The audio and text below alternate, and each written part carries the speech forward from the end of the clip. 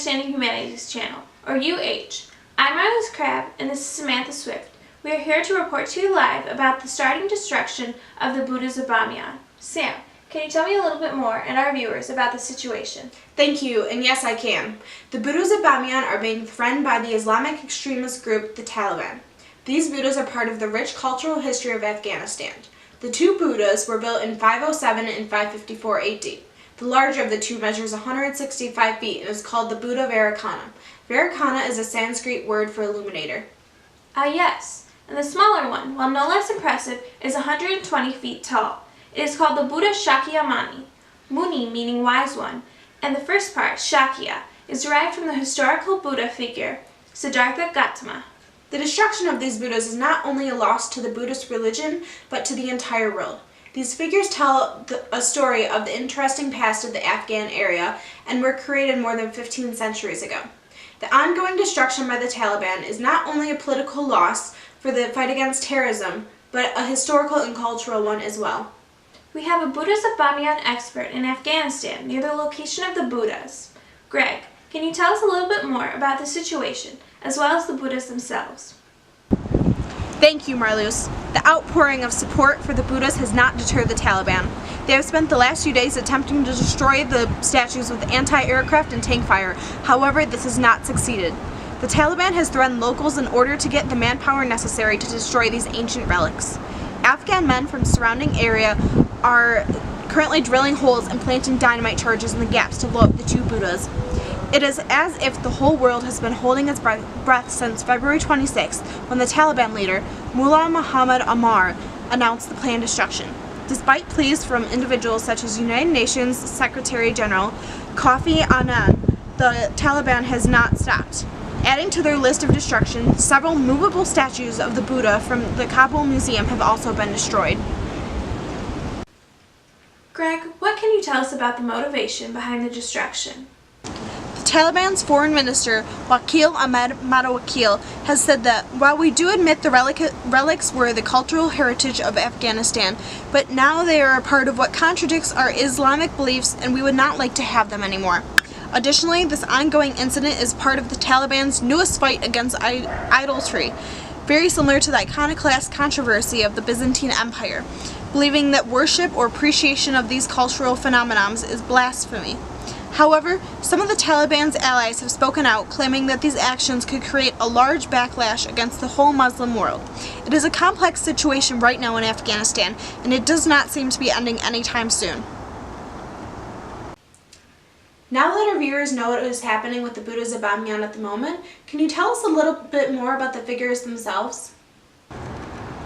The two Buddhas were carved into the side of a cliff and are done in high relief.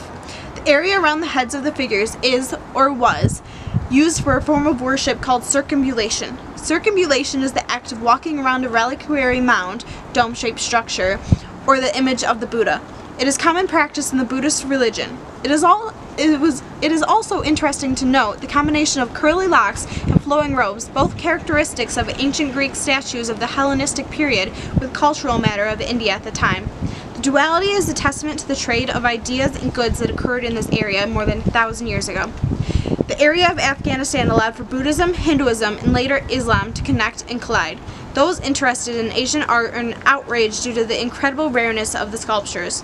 The Buddhas of Bamiyan are one of the few examples of monumental Buddha sculpture, and none are quite so large. The sheer size and huge undertaking of these sculptures is a mystery for scholars everywhere, but it seems this mystery may never be solved as the Taliban continues the destruction of these ancient relics. Thank you, Greg, for that heartfelt sentiment. It is absolutely astonishing that these statues, which have survived many wars in the area, as well as more than 1,000 years of weathering, will soon be gone. Despite the outcrying by historians, art historians, archaeologists, politicians, and so on, the Taliban seems firmly set in their ways. Exactly, Marloes. For a group that believes so heavily in the Quran, albeit how they corrupt and twist its teachings, should listen to this passage. I do not serve what you worship, nor do you serve what I worship. You have your own religion, and I have mine.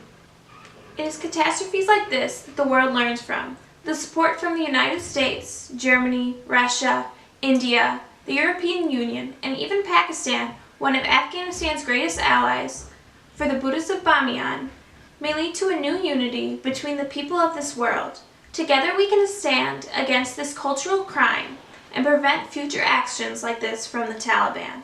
Well said, Marloes. There are already talks by the United Nations Educational, Scientific, and Cultural Organization, or UNESCO for short, to restore the Buddhas if the remaining pieces can withstand such an undertaking. Additionally, the site is being considered to become a future World Heritage Site, which will help recognize the cultural significance of the site, even if the Taliban will not. It is important in times like these to learn about these cultural sites and their importance. Don't let a lack of knowledge or ignorance allow you to become complicit to this atrocity. You can visit our website, uh.com/Buddhas of Bamiyan. Bamiyan is spelled Bamiyan, for more information, and to write a letter so that your voice too can be heard. We hope to hear your opinions and will continue informing you about the situation in Bamiyan. Thank you for watching, and I'm Marloes Krabbe. And I am Samantha Swift. Signing off until next time, this is UH News.